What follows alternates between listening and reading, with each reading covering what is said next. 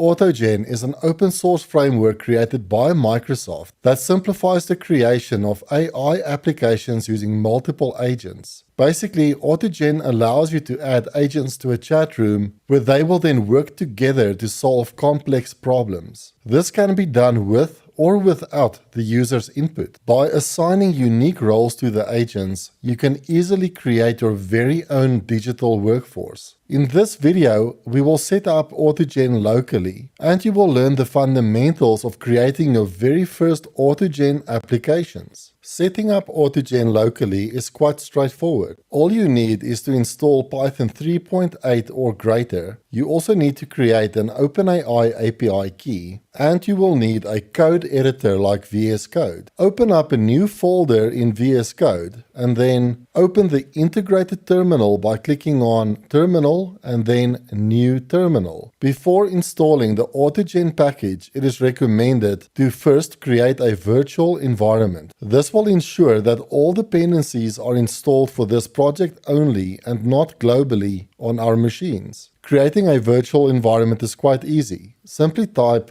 Python. If you're using Mac or Linux, type Python 3, followed by -m, then venv space venv again. Press enter. This will now create this venv folder. In order to activate our virtual environment, we can simply type venv tab scripts, and within scripts, activate, and then press enter. If everything was done correctly, you should see the virtual environment name at the start of this command. We can now go ahead and install AutoGen by typing pip install py AutoGen, and this will now install the AutoGen package. We are nearly done with the setup. There's only one more step. Now we need to store our OpenAI API key somewhere in the project. So after copying your OpenAI API key, go back to the project and in the root folder create a new file and call it OAI config list. In this file, we will specify a list of AI models that we will make available to our application. In this example, we will only make use of one model, but if you want, you can add multiple models to this list. To add a model, we will create a dictionary using curly braces, and this dictionary will accept two key value pairs. The first value is model, followed by a value which is the name of the model that we'd like to use. In our example, that model will be GPT-4. If you want, you can also replace this with something like GPT 3.5 Turbo. But for this example, I will use GPT-4 as this will provide better results. The second value is API key with a value of the OpenAI API key. If you want, you can add additional models to this list simply by typing comma and then adding another dictionary. But we will only use one model. This is all the setup we need to create our AutoGen application. Let's close this file, and then in the root of this folder, let's create our first demo. Let's create a new file and let's call it demo1.py. The first thing we need to do is to pull in this list of AI models into our application. To do that, we'll type the following: from AutoGen import config list, and in the autocomplete we can see the different functions that are available for importing this config. We will use the from JSON function. Then we will create a new variable called config list, which we will set equal to the config list from JSON function, and this function takes an argument called env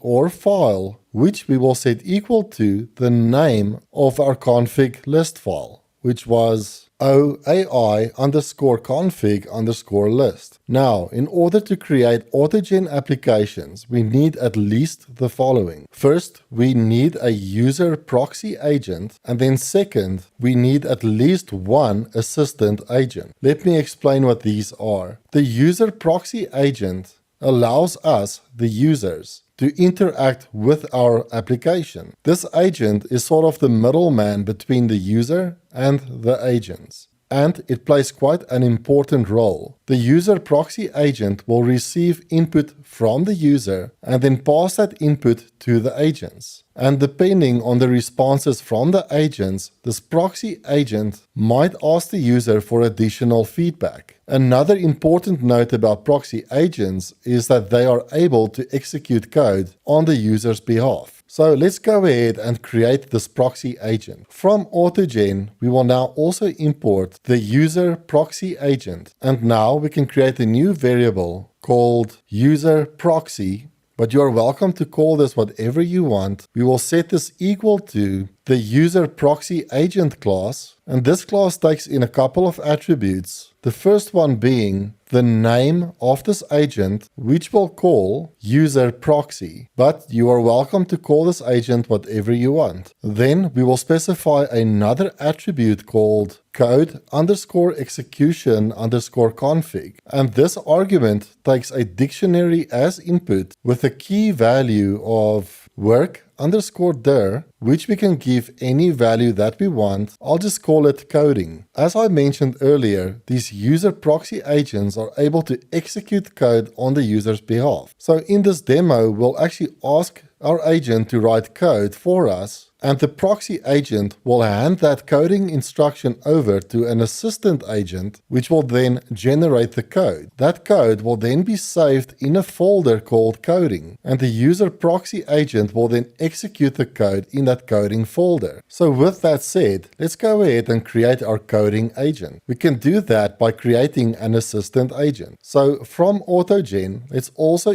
import an assistant agent. Then under assistant agent, let's create a new variable called coder. You are welcome to call this whatever you want. If this was a tester or a document writer or a project manager, you will call this variable whatever you want. We can set this equal to the assistant agent class, which also takes a couple of attributes like the name of the agent, which we'll simply call coder. For these assistant agents, we need to specify the LLM models that it has access to. So as a second argument, we need to specify the LLM config argument, which we'll set equal to a dictionary with a key value of config list with the value of the config list variable that we created up here. So now we have an assistant with the name coder, which has access to the models specified in this file. We will look at this later in this video, but you are also able to specify other attributes like the system message, which you can use to prime this agent. But we will have a look at that a bit later. One enhancement I do recommend you do is to remove this dictionary and instead create a new variable called LLM config, which is equal to that dictionary. So when we create a new agent, we simply pass in the LLM config variable. And this makes sense for AutoGen applications, since the whole purpose of using AutoGen is to have multiple assistant agents in your application, and it just simplifies things if you can reuse the same variable. So now that we have a proxy agent that we as the users can interact with, and we have one assistant agent that will perform a task, we can now finally test out our application. In order to chat with our application, we can call UserProxy, and on UserProxy there's a method called Initiate Chat. The Initiate Chat method takes in an argument of recipient, and recipient is this assistant agent that it needs to interact with. So let's simply add coder to this argument. So now that the proxy agent knows which agent it's talking to, we now need to tell it what the message is by specifying an argument called message and a string value containing our task instruction. Let's go with this example where we say plot a chart of Nvidia and Tesla stock price change year to date. Let's save this file, and then in the terminal, let's just expand this a bit. So in the terminal, we can go ahead and run this file by typing py-demo1.py. In the terminal, we can see a few important things. First, you will notice this message is from the user proxy, and in brackets, it's saying which agent it's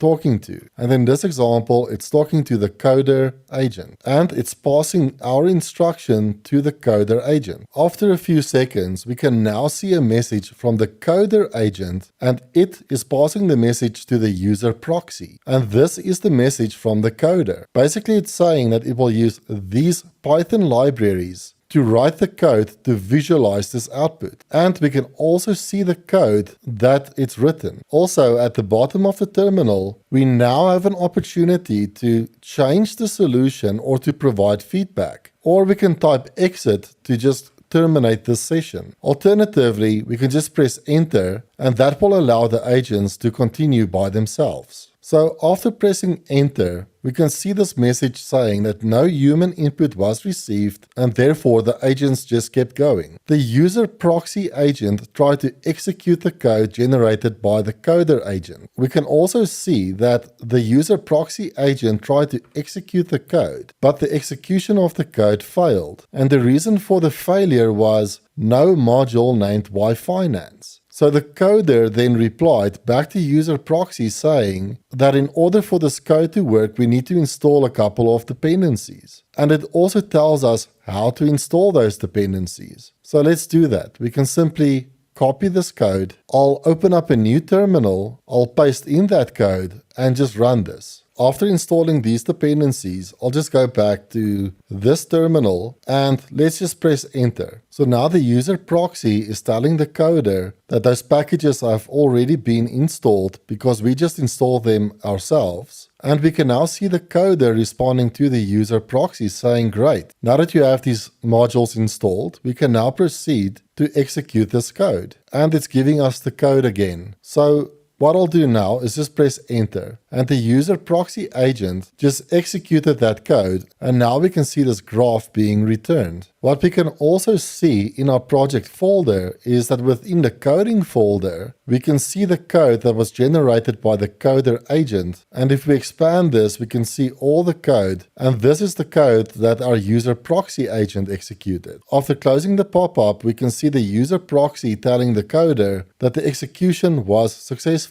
And we can see the coder respond back to the user proxy saying, it's glad the code execution was successful. And now we have another opportunity to make changes to the solution or to terminate the session. Let's try making a simple change. Let's type something like plot the percentage change instead. We can see the user proxy agent passing our instruction back to the coder. The coder is now politely apologizing to the user proxy agent, and it's explaining the changes that it will make to the solution. Let's just press enter. And now we are seeing a different graph for the percentage change in the stock price for Nvidia and Tesla. In the next video, we will have a look at adding multiple agents to our application in order to create our very own AI workforce. If you enjoyed this video, please hit the like button and consider subscribing to my channel. I'll see you in the next one. Bye bye.